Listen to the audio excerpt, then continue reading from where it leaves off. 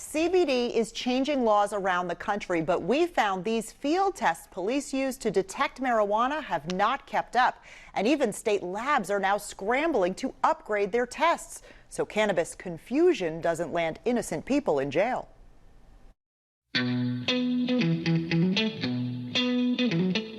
You can find CBD everywhere, from the shadows of pot parties to the shelves of big box stores. I fell in love with it. Michael is an avid golfer who suffers back pain and wanted to share his relief with others. It actually does help. It's derived from the hemp plant and won't get you high. Michael started selling it at parties. I wasn't worried about getting arrested because I was confident in our products. But that confidence was tested when D.C. police raided a party and placed samples of Michael's products into disposable field tests like these. What did you think when the test turned positive? I was shocked. The same thing happened when the News 4 I-team put the tests to the test. I'd say that's pretty purple. We ordered field kits from police supply websites and bought all kinds of CBD products. Even when the seller's private lab tests showed the product contained no THC, which is what gets marijuana users high, CBD oils, chocolates, gummies, even dog treats all tested positive as marijuana. That's not a surprise to me. The test was designed to do that. The lead chemist at DC's Department of Forensic Science tested actual marijuana and CBD side by side for our camera using the same chemicals found in police field tests. He says those tests are designed as a quick, easy way for police to detect cannabinoids. That includes THC and CBD. If it contains THC or any cannabinoid, it would turn this field test purple. No matter what kind of product it is. Yes. Which isn't necessarily a problem in the district, where you can have up to 2 ounces of marijuana legally. And the few cases that do go to court first get verified in the lab. But in Virginia, you can be convicted of simple possession based on an officer's marijuana field test. And the I-team found that isn't the only testing failure that can get you in trouble. I don't know why they would target me. Meet Kyle Traw. He allowed our camera inside his licensed business that sells CBD, but declined to do a formal interview because he has a pending felony charge for distribution of marijuana. The big concern was whether or not there were illegal substances in those products.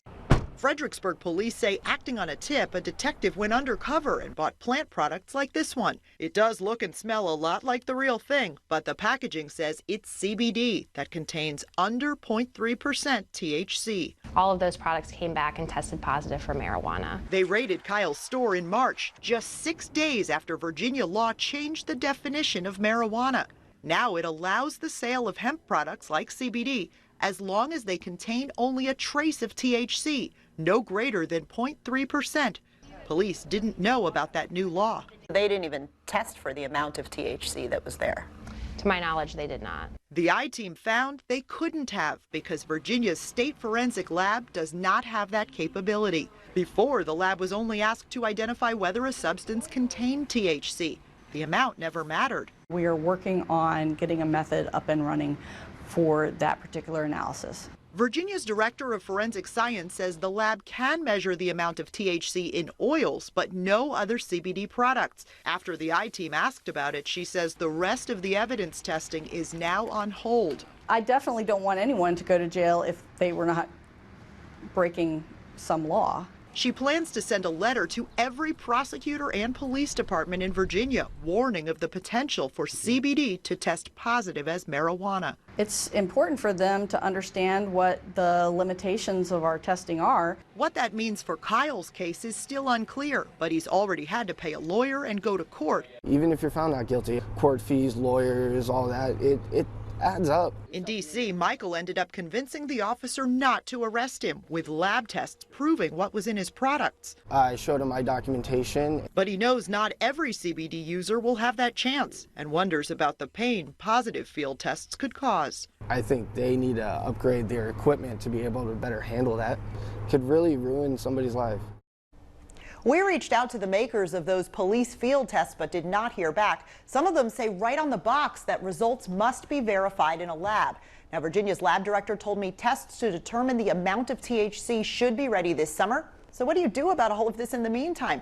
It's probably best to keep your CBD products in their original packaging. We've been trying to follow the MPD paper trail since last December, but we found there isn't one. It took nearly 5 months for the agency to tell us it had no records of complaints filed against special police officers because it didn't keep track of them or investigate them.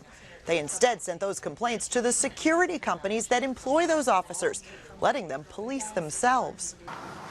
What are you doing? It all started with this video. Amin Wilson says his encounter with Special Police Officer John Simon changed his life forever.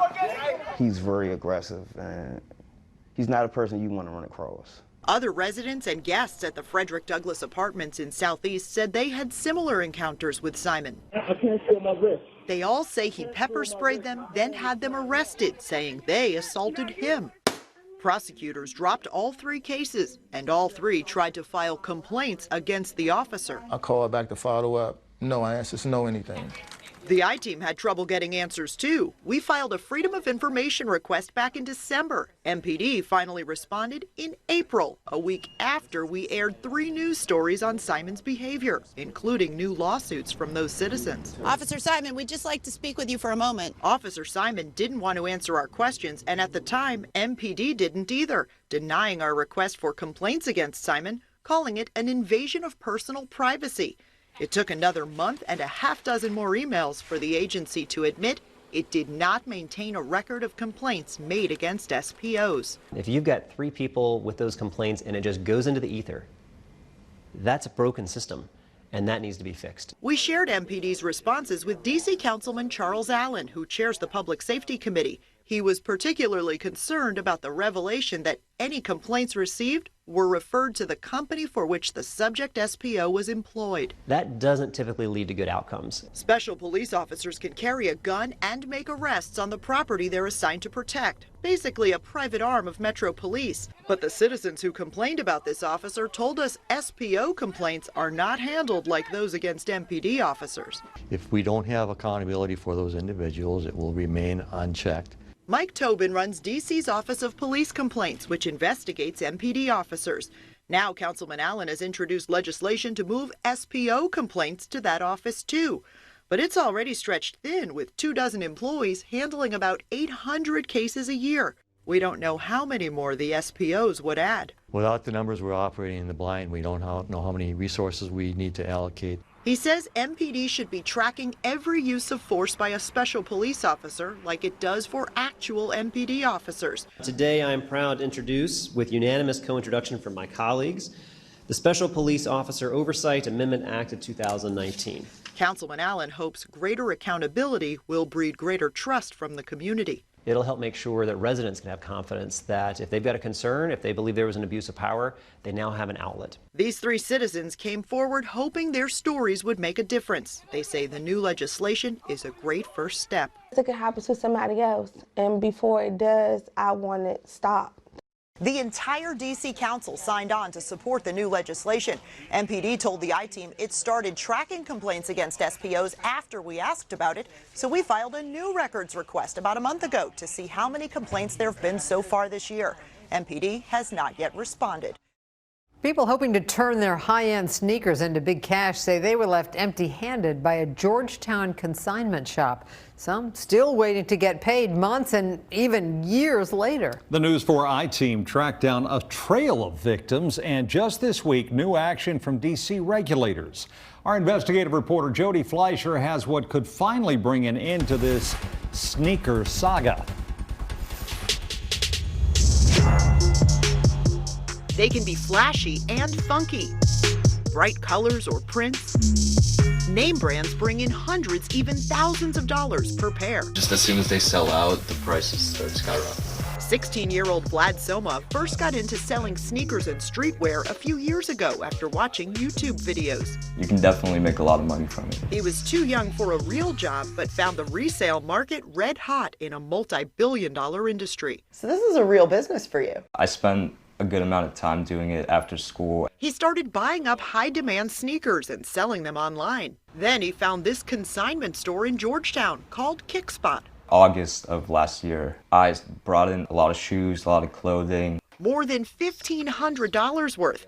Even though he was just 15 years old, The store gave him this contract, promising to pay as soon as the items sold, and they did. I've been to the store around 6 times, just asking for my money back. He finally told his mom, who works for NBC News. She called the I-Team for help. Our kids shouldn't be able to put their money at risk. Alan Keller went a different route after his then 12-year-old Will sold items through Kickspot and didn't get paid. First, Alan tried reaching the store. You can't reach them by phone. You could maybe leave a voicemail if it's not full, or you could text them. He eventually filed a case in court where the I-Team found a long list of others. Some claimed debts reaching into the thousands. One customer said he'd been waiting 5 years to get paid. It's just not right.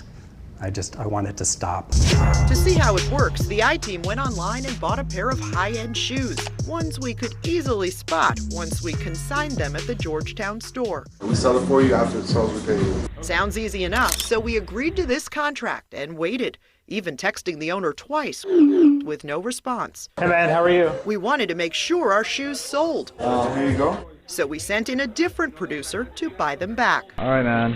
Appreciate it. When we reached back out, the owner texted the sneakers were, quote, still here and on display. That was a week after we bought them. If you have bad business practices, we cannot allow you to continue on that path and expose more people to that risk. In recent weeks, DC's Office of Consumer and Regulatory Affairs fined the store more than $5,000, saying it operated without proper licensure and used deceptive business practices. We're hoping that he does make all of these people whole and do the right thing. She says at first the store cooperated, promising to pay back 5 customers identified by DCRA. Then, just one day after hearing about our undercover sale, the agency notified Kickspot it was violating the law by consigning items at all. I'm a reporter with NBC4. We tried calling 3 times before paying Kickspot a visit. We wanted to ask you about some of your business practices. Dozens of negative online reviews show the complaints go back years, but Vic Montano tried to blame his payment problems on switching store locations just this March. Since we moved, we're not officially open. Once we do open back up, everything's going to resume back to regular business. But remember, he was already open for business when we consigned our shoes in August and when we bought them back in September. And then we bought them, and then you told us they hadn't been sold yet. You lied in the text. No. Possibly they might have sold while I wasn't here. Nope. He was there, even helped our producer try them on. We deal with a lot of shoes. I could have sworn they were still here. He described his store as a happy place where customers make a lot of money. Can you commit to paying every person who says they didn't absolutely. get their money? Absolutely. Definitely. What's the time frame on that? Hopefully by December. But he might not get that chance. DCRA says the store refused to provide a list of all the money owed to clients. So just this week, investigators took steps to shut the store down.